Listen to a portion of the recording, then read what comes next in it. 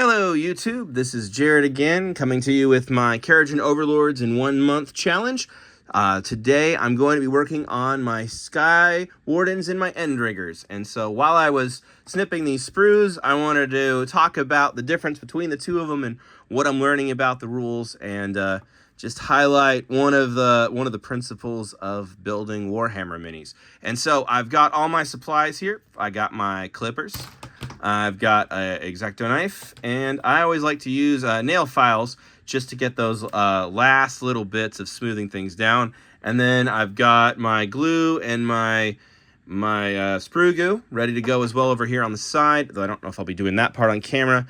I've got my instruction manual with all the assembly and all the guide. You always want to make sure you read that in much as you can in your entirety before you start cutting.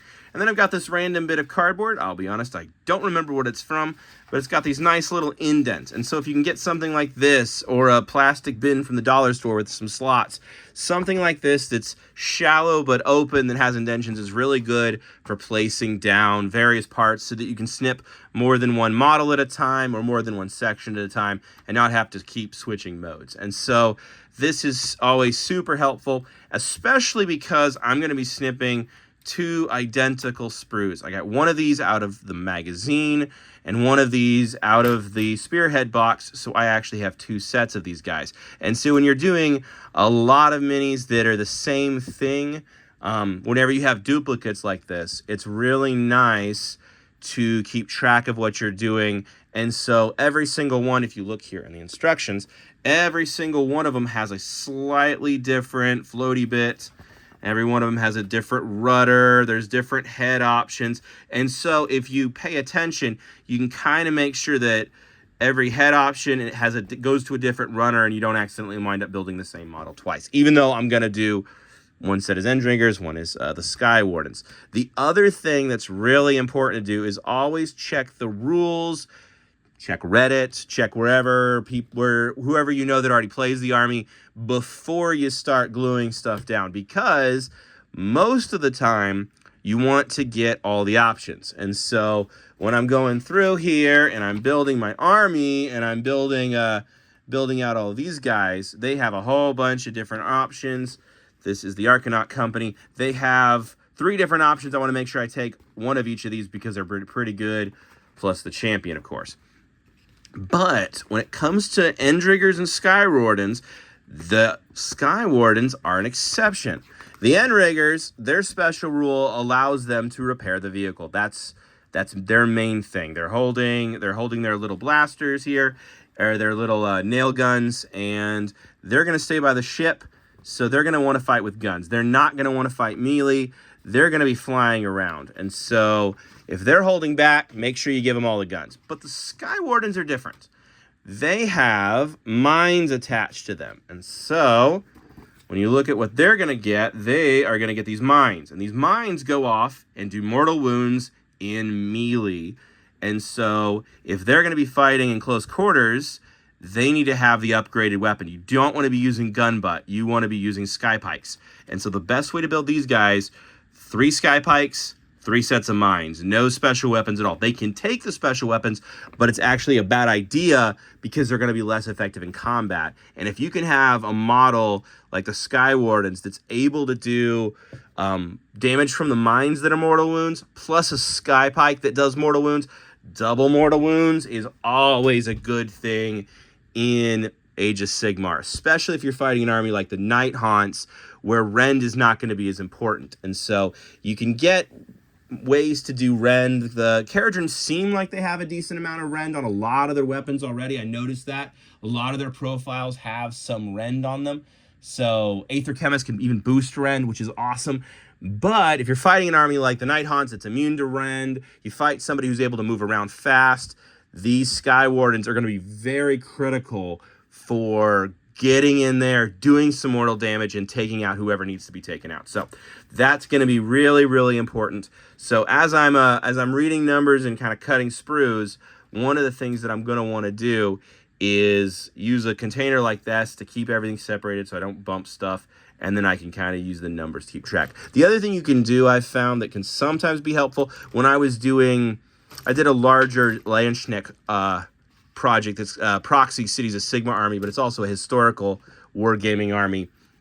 And when I had to cut off from the sprue 80, it was like 60, 70, 80 guys that all looked almost the same, being able to have little piles of legs and heads and arms and making sure I could get different combinations. It was really nice to have a dedicated container for that, just because that took several days to complete. And so when I'm looking over the sprue here, figuring out where everything is, one of the things that I'm really going to want to do is make sure I find stuff and categorize it and catalog it. And so when I'm looking at the I guess it's a floating jetpack kind of looking thing. It feels weird to call it a jetpack because it doesn't look like it's actually powered by jet. It looks more like a kind of a steampunk jetpack. So I don't know what the word for steampunk jetpack is. You can tell me that in the comments.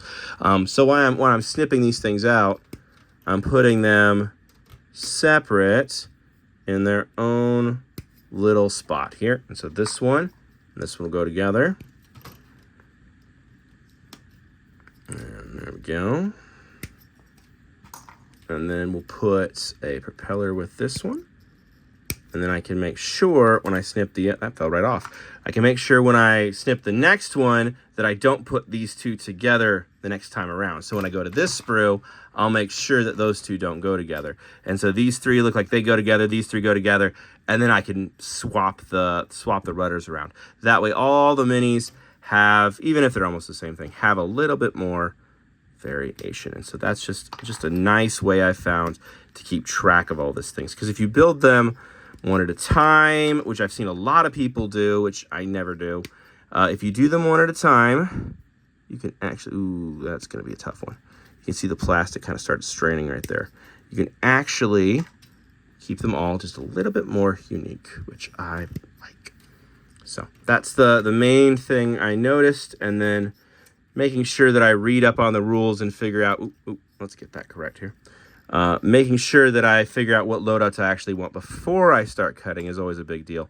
And then that always leads into the age-old question of, do you keep the old bits that you don't use on the sprue, or do you keep them in a bin? And I've gone back and forth on this for a while. I have bins of sprues, and then I have of loose stuff cut off of sprues, and then I have stuff on sprues. And so I've never been able to come to a conclusion, but if you have strong opinions, leave it in the comments if you'd like. I don't know if anybody's really watching this YouTube channel yet, but hey, if you are, welcome. It's good. I'm glad you're watching. I hope you're enjoying. And I hope that maybe some of my tips will help you.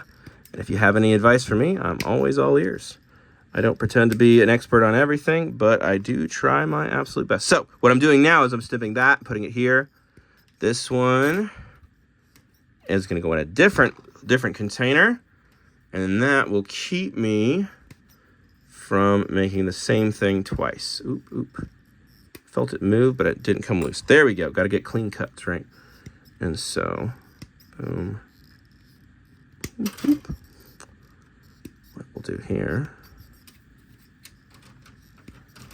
you always want to try to keep it as flush as you can so you don't have to keep those massive chunks of sprues. And then I'll go back, and then one by one I'll go through each of these little drawers and just clean it up with the knife, and then I'll clean it up with the nail file until it looks exactly the way I want to. And then you can even use the Tamiya thin cement if you get a rough spot that just doesn't seem to want to come off.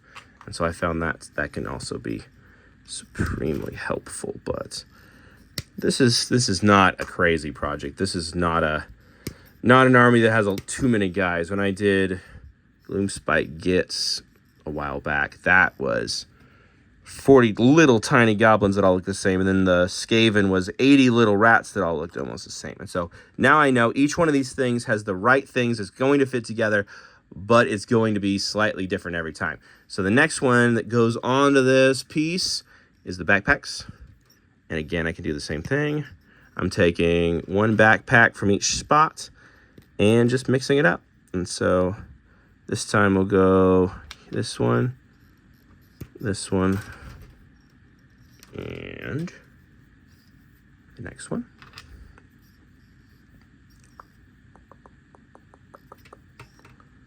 There we go.